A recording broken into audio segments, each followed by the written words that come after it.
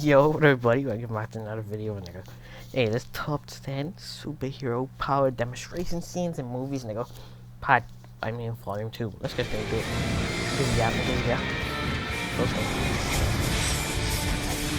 You kill all of them just for the spread of the scene. Everyone loves a good old power demonstration, unless it's from a Russian dude named Putin. That guy is by no means a superhero. Right? I'm not here to get political or anything like that. I'm just a regular nerd who loves superhero movies. And my area of expertise is showing love to some of the best scenes from our favourite comic book franchises. Today I'm doing some fan service with volume 2 of my top 10 superhero power demonstrations. Yeah, I can see the numbers. You love show-offs. Anyway, prepare yourselves for some more overpowered flexing. Good job. I just seen that, nigga got it.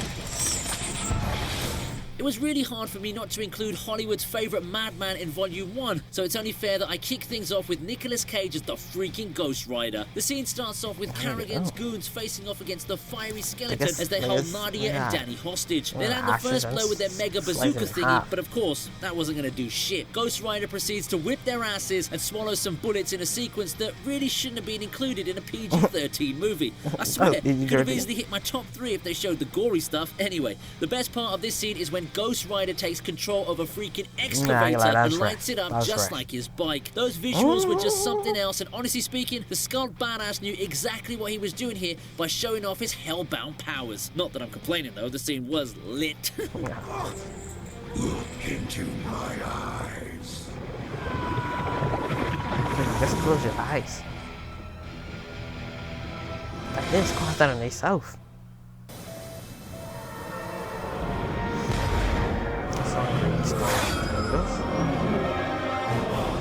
Yeah, I'm sure you're surprised to see this one only at number 9, but that only goes on to show how power-packed this list really is. The X-Men are on their way to stop Stryker from turning Professor X into a killing machine, and they're met with some obvious resistance when the X-Jet is attacked by a bunch of fighter jets. That's Storm's cue to summon countless tornadoes and finally redeem her character after she was criminally underpowered in the first X-Men movie. Yeah, she doesn't destroy all the jets, but that was just to allow Jean to give us a glimpse of the Phoenix. Apart from the obvious plot devices, the effects are pretty good for the movie's era, and I don't need to tell you again how awesome it is to be able to summon freaking tornadoes from the comfort of your own jet. Of course, though, I am a huge Halle Berry stan, so I guess you can call me biased. Different country.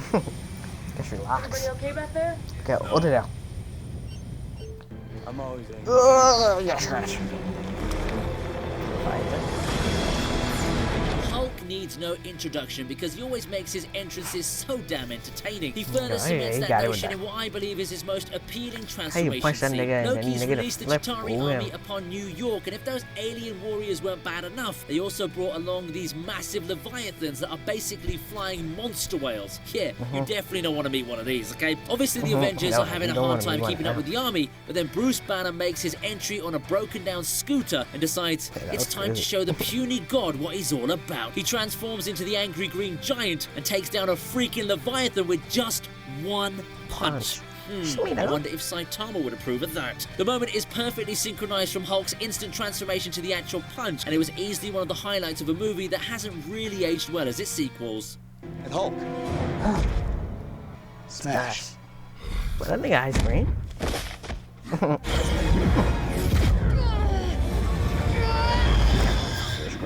Shit. Okay, this scene was all about the flexing. After realizing how much Yon-Rogg was gaslighting her throughout her life, Carol Danvers reaches full potential after removing her power-suppressing implant and turns into the iconic Captain Marvel. Of course, when your source of energy is the freaking Tesseract, it's understandable why you want to show off a little, right? Carol does exactly that by casually ripping through Ronan's bomber ship like a piece of cake. The CGI on display was too damn good to ignore, and more importantly, the scene perfectly established the extent of Captain Marvel's powers. She could have killed Ronan. I feel like I would have, like if I hit CJ, I would have CJ that nigga would tell.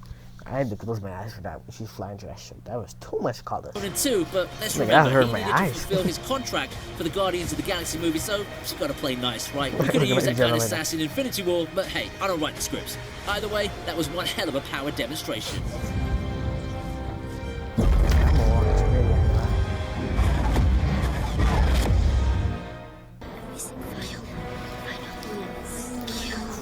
X almost killed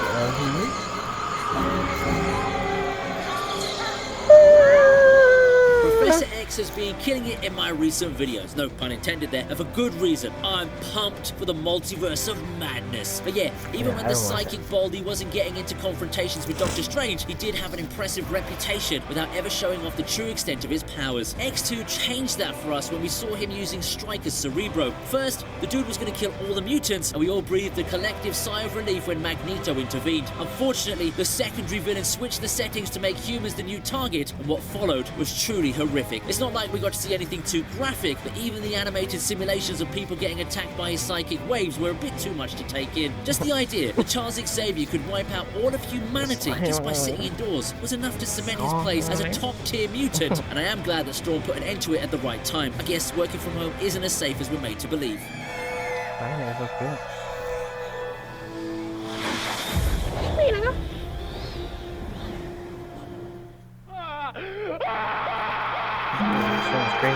I thought niggas gonna punch his head in. That's not, nigga, what the hell?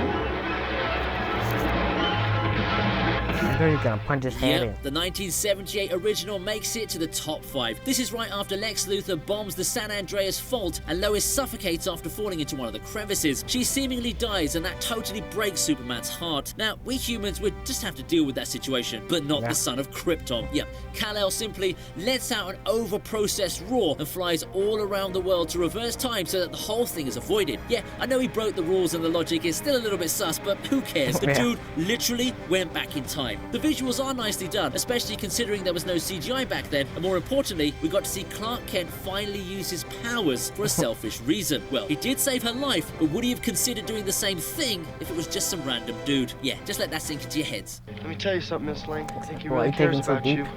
Clark, of course he does. No, not Clark. Who knows, someday, maybe, if he's lucky. Why are you taking some weed? Nigga, that's the love of his life. Just give the nigga a break. Oh my god.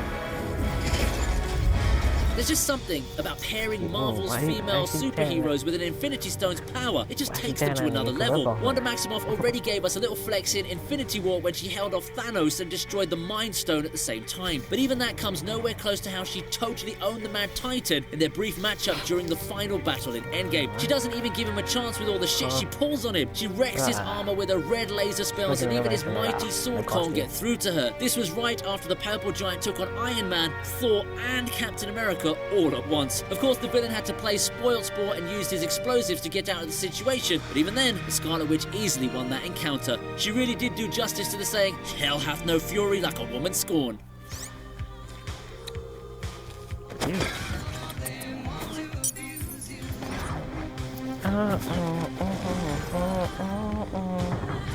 This dude has to just pop up whenever the word flex is used. Power demonstrations don't always have to be about overpowered bursts of energy. Sometimes all you need is some music and some super cool editing. We all know the scene I'm talking about here, don't we? After Alex messes up with his laser blast, the X-Mansion is seconds away from total annihilation. Luckily, the speedster reaches the area at the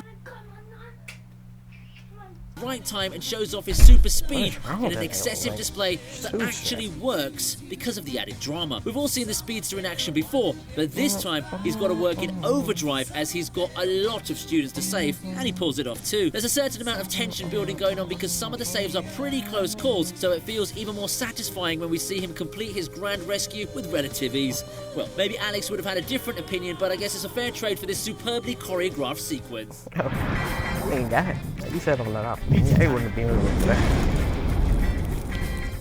Look at what, oh, I thought that was actually good. Lobster world.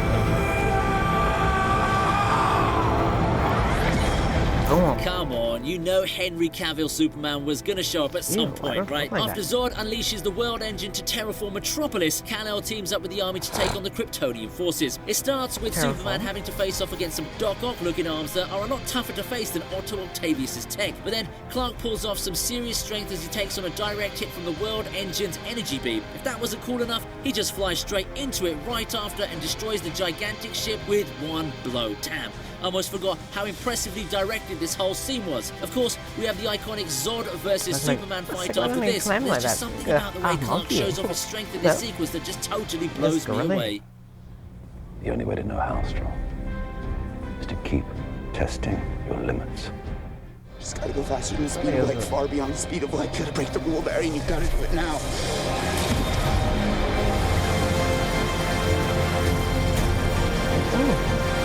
Yep, Zack Snyder's Justice League was always going to top this list, wasn't it? Especially after we finally got to see how much better it was when compared to the abomination that was the 2017 theatrical cut. Of course, the movie had a lot of highlights, but the best inclusion for me was when Flash entered the Speed Force to reverse time and give Cyborg the charge he needed to stop the Unity from forming. Everything about this scene worked, and it was amazing to see Flash recover from his injury and then activate his unique blue spark to undo all the damage and give Victor the charge he needed to separate the Unity boxes with a little help from Superman. I totally loved how everything just regenerated as he ran, and this moment gave Flash the respect he needed because, honestly speaking, the 2017 version just showcased him as a little wuss. Anyway, here's hoping his solo outing doesn't get completely outshadowed by the multiverse of madness.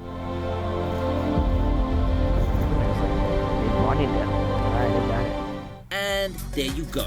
This was volume 2 of my top 10 superhero power demonstrations in the movies. Let me know what you think. That's it for this one. Hey, hope everybody enjoyed. Other than that, hey, please drop a like and subscribe, man. It's free. I'll do it tomorrow. Other than that, peace out. See you niggas in the next one. Hello, Kizzy Cap.